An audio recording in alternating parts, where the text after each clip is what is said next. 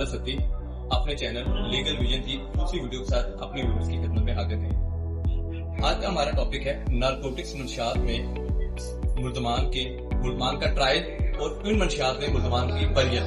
Narcotics मंशियात के बारे में आमतौर पर राय ये रखी जाती है कि नारकोटिक्स के जितनी एफआईआर होती हैं वो पुलिस अपनी तरफ से मुल्ज़मान के खिलाफ देती है। इनमें कोई सच्चाई नहीं होती। ठीक है, मुल्ज़मान को घरों से पकड़ा जाता है, घरों से पकड़ने के बाद उनको थाने ले जाया जाता है और अगले दिन उनके खिलाफ कोई ना कोई 9C की एफआईआर दर्ज कर दी जाती है।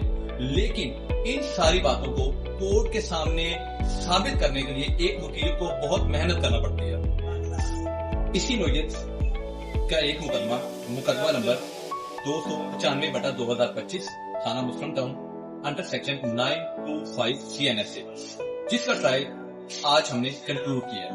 ये ट्रायल खत्म होने में तकरीबन 3 से 4 माह का टाइम लगे। इस ट्रायल में प्रोसिक्यूशन की तरफ से कितने गवाहान पेश किए गए और मजीद इस मुकदमे के हालातों वाकयात के बारे में हम इंफॉर्मेशन लेंगे जनाब उसामा मालिक कानूनी साहब से।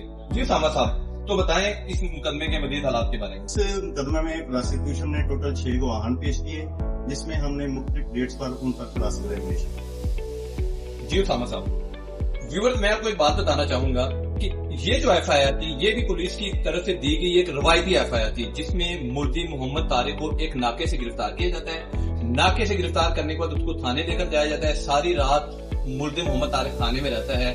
उसके घर वालों से पुलिस वालों की तरफ से बारहा राब्ता किया जाता रहा उसको छोड़ने के लिए, लेकिन घर वालों की तरफ से पुलिस की डिमांड पूरी ना करने की वजह से मोहम्मद तारिक मुलजिम पर अगले दिन सुबह फर्स्ट टाइम एक मंशियात की एफआईआर दे दी जाती है। उसामा साहब, तो ये जो मुकदमा है जिसमें आपने मुलजिम मोहम्मद तारिक को बरी करवाया है, इसमें कौन सा वो मेन पॉइंट था जिसकी बुनियाद पर एडिशनल सेशन जज साहब ने मुलजिम को बरी किया?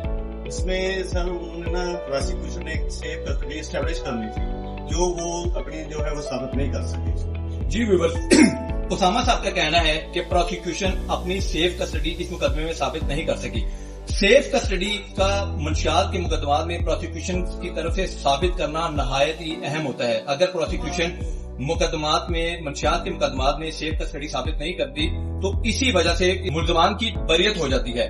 मुकदमा हाजा में भी जो मंशियात मुलजिम से बरामद की गई पुलिस की जानिब से, उनको बरामद करने के बाद थाने में रखा गया और उनको PFS से जमा करवाने और थाने में रखने के दरमियान 5 दिन का डिले आया, जिस डिले को हमने बतौर डिफेंस कौंसल अदालत के सामने साबित किया और अदालत ने हमारी बात से इत्तफाक करते हुए इसी नुक्ते की बुनियाद पर मुलजिम को मंशियात के इस मुकदमे से बरी करार दे दिया। जी उसामा कानूनी साहब, आप ये बताएं कि मंशियात के मुकदमात में प्रोसिक्यूशन को सेफ कस्टडी साबित करने के लिए अदालत के सामने क्या चीज साबित करना जरूरत होती है? सेफ कस्टडी साबित करने के लिए प्रोसिक्यूशन ने एक तो अपनी जो ओरल विटनेसेस हैं वो पेश करने होते हैं और रजिस्टर जो है रजिस्टर नंबर 2, रजिस्टर नंबर 19 और रजिस्टर नंबर 21 ये पेश करने जरूरी होते हैं और इनका इन लाइन होना बहुत जरूरी होता है। अगर है वो एज अ राइट अक्यूज को दिया जाता है। जी व्यूअर्स, रजिस्टर नंबर 19 माल खाने का रजिस्टर होता है। थाने में कोई भी मंशियात या मंशियात के अलावा कोई भी चीज जब थाने में आती है या थाने से बाहर जाती है तो उसका इंदराज रजिस्टर नंबर 19 में किया जाता है। इसके अलावा थाने में एक रजिस्टर नंबर 2 होता है जिसे रोजनामचा कहते हैं। रोजनामचा में एक थाने में होने वाले सारे दिन के हालातों वाकयात को लफ्ज ब लफ्ज लिखा जाता है और वो थाने में जो रोजनामचा होता है वो थाने में किए जाने वाले काम की जमानत होता है। इसके अलावा रजिस्टर नंबर 21 जिनके बाद उसामा साहब बात कर रहे हैं वो है रोड सर्टिफिकेट। थाने में से मंशियात का कोई भी पार्सल या कोई भी चीज थाने से बाहर जाती है तो उसके लिए उसे एक रोड सर्टिफिकेट का नंबर दिया जाता है और इसे कहते हैं register number 21 road certificate number. इस मुकदमा के ट्रायल में पुलिस ने मुकम्मल कोशिश की एक बेगुनाह शख्स को अदालत में सजा दिलवाने के लिए।